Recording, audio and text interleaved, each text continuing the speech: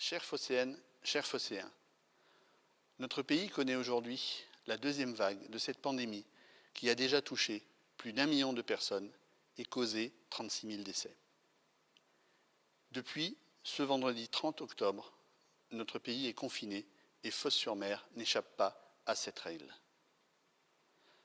Je pense tout d'abord au personnel soignant, à qui nous devons tout notre soutien, toute notre attention. Ils sont en première ligne et ils sont fortement sollicités. Je pense aussi à nos commerçants, à ceux particulièrement qui ont été reconnus non indispensables, mais qui vont devoir faire face à un choc économique très fort. Heureusement, je l'espère, l'opération des chéquiers « Je défends ma commune, je soutiens mes commerces » et l'opération initiée par les commerçants d'un chèque de 50 € supplémentaires saura leur apporter une aide précieuse. Je pense enfin à tous les phocéennes et tous les phocéens qui vont voir leurs loisirs réduits, leurs déplacements diminués et qui vont être obligés de vivre différemment pendant ces 4 semaines. Pendant ces 4 semaines, le service public va continuer. Les services municipaux pourront accueillir toutes celles et tous ceux qui devront accomplir une démarche administrative. Une petite restriction, il sera demandé à chacun de prendre rendez-vous par téléphone pour éviter un brassage et pour pouvoir être mieux accueillis avec toutes les conditions sanitaires nécessaires.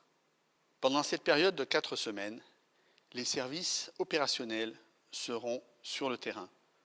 Je pense bien sûr à la police municipale, au service du nettoiement et à tous ces services que l'on ne voit pas toujours, mais qui ont un rôle important dans la vie de la commune. Pendant ces 4 semaines, les écoles seront ouvertes, tout comme les crèches. L'accueil des enfants, du tout petit à l'élève de CM2, sera assuré avec les meilleures conditions sanitaires possibles.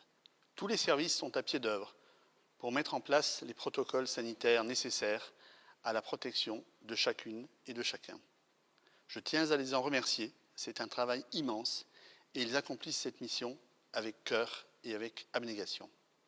En revanche, certains services ont dû fermer leurs portes. Je pense au gymnase, au stade nautique, à la Maison des Arts.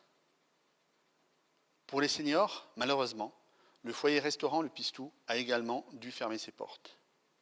C'est un coup dur, je le sais, mais nous sommes obligés, face à ce public fragile, de respecter l'ensemble des précautions.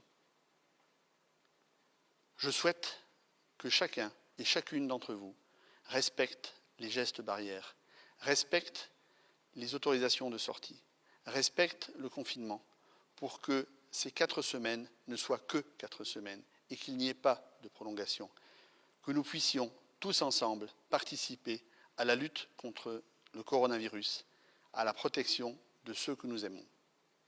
Je sais pouvoir vous faire confiance et je vous en remercie d'avance.